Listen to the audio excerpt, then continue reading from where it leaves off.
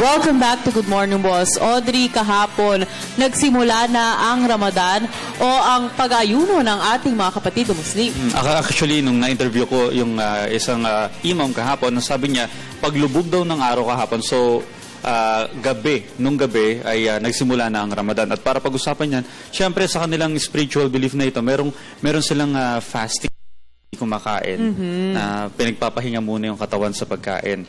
So, para pag-usapan niya, merong bagong programa ngayon, parang fasting challenge. Oo, naku, very interesting to. At syempre, para pag-usapan yan, makakasama natin si Jasmine Jorca Sulik ng Youth for Peace Philippines ng Youth Southeast Leaders Initiative. Young Southeast Leaders Initiative sa ilalim ng US Embassy.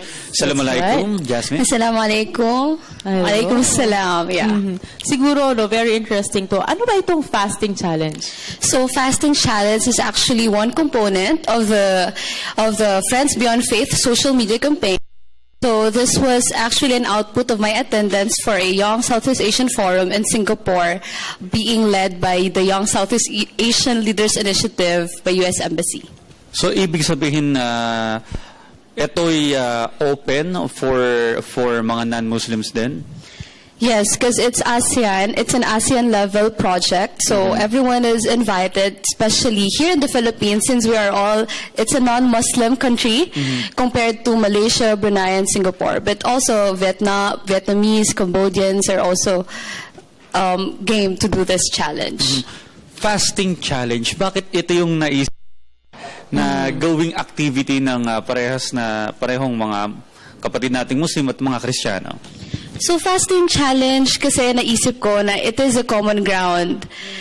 It is a social media campaign, so kailangan gumawa tayo ng isang bagay na maipapakita kung gaano natin mapapahalagahan ang relasyon sa pagitan ng mga kabataan, especially ngayong mga kabataan na galing sa iba't ibang relihiyon. So, etong fasting challenge na to, since it's a common ground, everyone fast.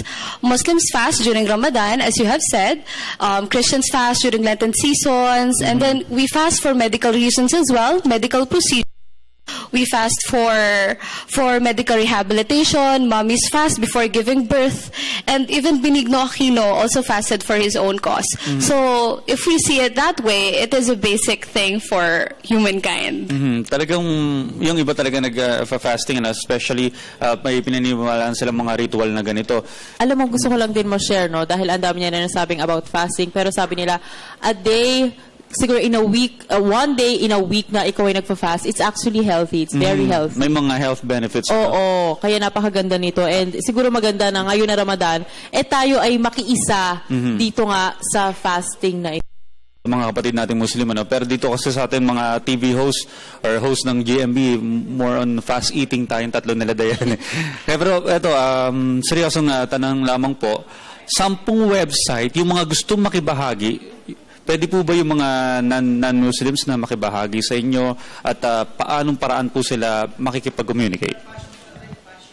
So, itong fasting challenge kasi, it is one component of the Friends Beyond Faith campaign. So, yung campaign na to, parang it aims to highlight the positive relationship among different interfaith youth groups. So, itong fasting challenge, ang sobrang inaanya natin dito ay yung mga non-Muslim friends po natin. Kasi for the Muslims, we already fast for Ramadan. It is a requirement. But we want to invite our non-Muslim friends to join the hashtag fasting challenge. Madali lang naman to. So what you have to do is search into facebook.com/friendsbeyondfaith, and from there you can see at the upper right part, you can see the tab sign up button, and then after that, you pick a date from June 18 to July 18. And then, if you have a fasting buddy, let's say, for example, if you have a Muslim friend that could actually guide you, you can also indicate in your sign-up. We could not, because we're planning to give a personal fasting buddy for everyone who will join. A partner. Yes. So we can really share the beauty of fasting. And since it is from sunrise to sunset, we have to assign someone who can wake them up for the pre-dawn meal. And hopefully for the celebratory meal, as I say it, if it's sunset time already, they can share a meal with the fasting buddy they have.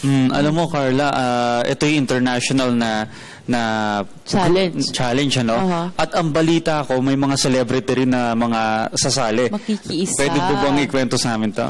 Yes, I've already invited Jasmine, Kylie Padilla, Erica Padilla, and hopefully some others like Ding Dong Dantes, because we would also really want to emphasize that this is not just for Muslims, but this is really for non-Muslims, for them to appreciate the beauty of fasting. And especially, Muslims are all over the world, and ASEAN integration is this coming December already. So, if we think of it, Malaysia, Brunei, Singapore, they all have Muslim population there. So if you're a non-Muslim and then you meet this Muslim, you wouldn't feel too awkward na parang walang common ground between. So parang it would lead you to be so excited to share what happened to your #fasting challenge. And eventually, it will bridge the gap between the Muslims and the non-Muslims. Okay, siguro pag-usapan natin itong fasting. Ano-ano ba yung dapat i-give up pag ikaw ay, nagpa-fasting? So for now, we're focusing more on the food and the drinks. So from sunrise to sunset, you cannot drink or you cannot eat. And of course, you have to do good deeds. Don't lie, don't backbite. So things like that. You're doing the fasting to feel blessed with what you have now. Yung fasting po, ginagawa rin po ng mga Muslim para ma-realize po namin na yung mga street children po o yung mga may hirap po sa paligid po natin, kung bakit ganun po kaya yung nangyayari. Ayun, nakikita natin sa screens natin yung do's and don'ts. May guidelines pala, May guidelines itong fasting challenge. So for the do's, of course, you have to make intention before you fast for tomorrow, because you have to wake up for 3:30 a.m. Yes, for the pre-dawn meal. So you have to set your alarm or else hindi ka talaga makakakain.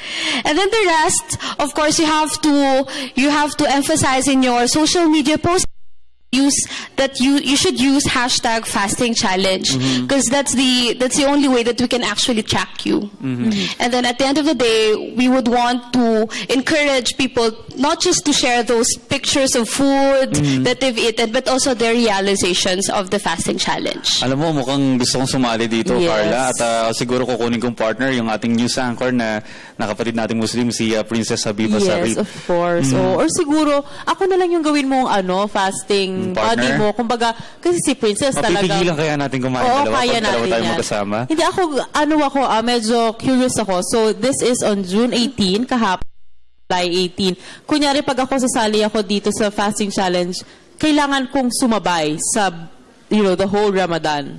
Because I'm checking, after breaking your fast, challenge 2 of your friends to join. So, I'm thinking, Parang ano ba, networking parang din. a week lang ba? Tapos ikaw naman yung mag-fasting challenge. Ganun ba? Or you have to, to be part of the whole, No, you just pick one day from June 18 to July 18. a day? Yes, just one day. Naku, napakadali lang yan. Oo, itong ating mga kapatid na Muslim, isipin mo, isang buwan nagraramadan. Oo. Okay, sana marami maging no? Dahil alam ko meron pang may charity kayo? So, kasi halimbawa, meron po tayong mga kapatid na hindi po nila kayang matapos yung fasting challenge. So, kung hindi na po nila kaya at gutom at uhaw na po sila, they have 2 options actually. They can donate to the FBF account or they can share a meal with the street child. So, we're talking about sharing, so you have to really sit with them, listen to their stories, and then you later realize how lucky you are as who you are now. Okay, magandang challenge ito na dapat talaga salihan ng mga interested sa fasting. Let's join. Let's challenge ourselves. Subukan natin yan. Mukhang health benefits Kayang-kaya. Napakaganda ng programa na ito. Maraming salamat.